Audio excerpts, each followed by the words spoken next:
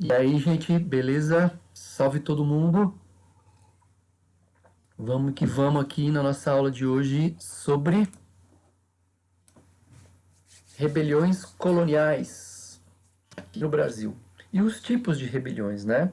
Basicamente, dois tipos de rebeliões do período da mineração, principalmente, que são as nativistas e as emancipacionistas. Emancipacionistas, a gente já vai ver já o que é isso. Falar de rebeliões. Mas antes de falar das rebeliões, eu quero ah, comentar rapidinho aqui para a gente relembrar na história do Brasil o que aconteceu em termos econômicos, né? Então vocês viram lá no comecinho da história a questão do pau-brasil, da exploração ali no litoral brasileiro, logo que os portugueses chegaram aqui, até mais ou menos 1530, não chega a ser um ciclo econômico, é só uma fase, um pré-momento do Brasil pré-colonial, não é? Quando se passa a colonizar o país, aí sim começam os ciclos econômicos. Na verdade, a história do Brasil são três. A gente viu dois por enquanto. Primeiro, ciclo da cana, depois, ciclo do ouro, e a gente verá o ciclo do café. Até aqui a gente viu até o final do século XVIII, né? Então, cana e mineração. Então, só para relembrar, né? Pau-Brasil aí, ó, só no comecinho do 16, cana durante 200 anos e a mineração lá no século 18. Era isso que a gente estava vendo da história do Brasil, né? Então, o que a gente viu da história do Brasil aqui no século 18, que é o século da mineração? A gente viu o ouro de aluvião, que era encontrado ali na margem dos rios. A gente viu que a coroa portuguesa, a metrópole portuguesa, envia aqui para a colônia brasileira, para a colônia do Brasil, superintendentes, guarda-mores para cobrar impostos, para evitar o desvio do ouro, para o controle, né? Através de impostos como o quinto, a finta, a derrama. A gente viu também que essa descoberta do ouro na região das Minas Gerais, do Brasil Central, atraiu muita gente, né? Vocês viram que a população aumenta em 11 vezes. E a gente viu também que se forma uma nova sociedade,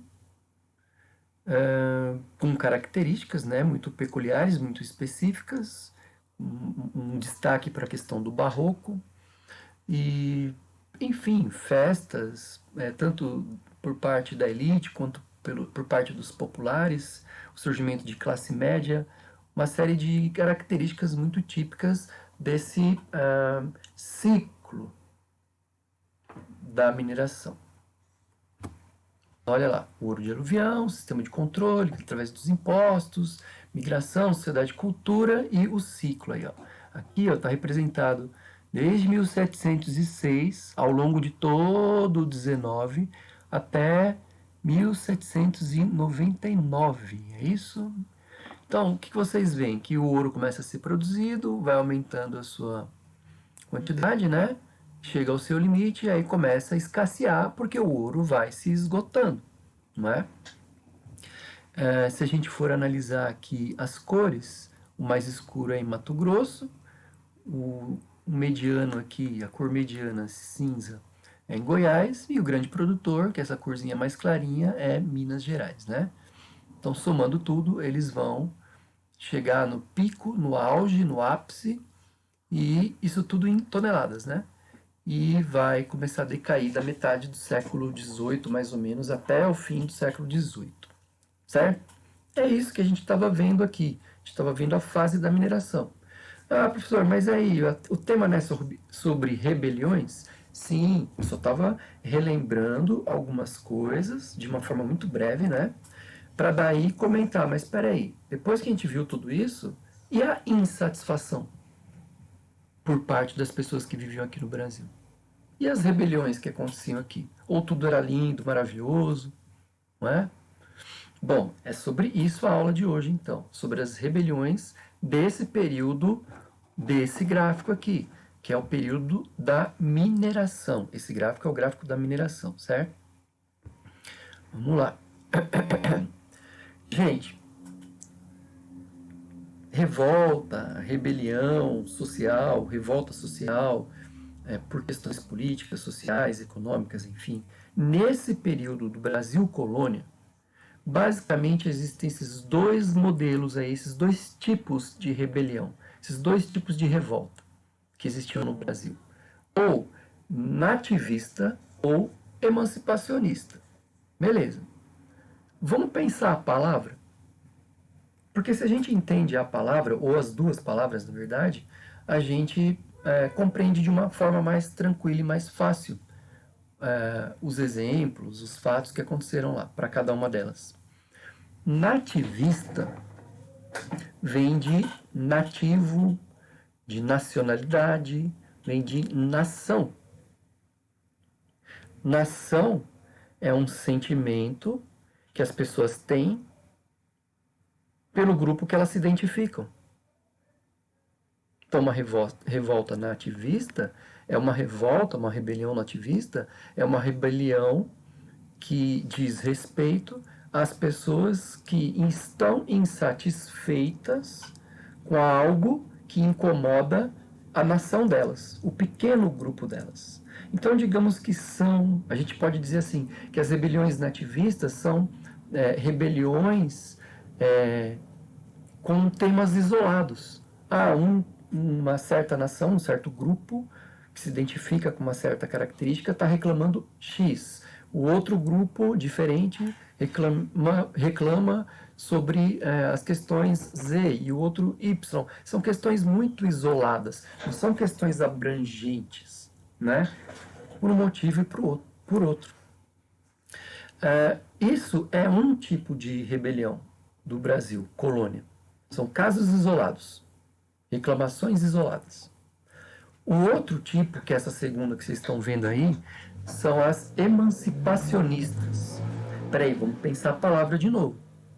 Emancipacionista vem de emancipação. Se você for buscar num dicionário, de uma maneira crua, emancipação tem a ver com liberdade, não é?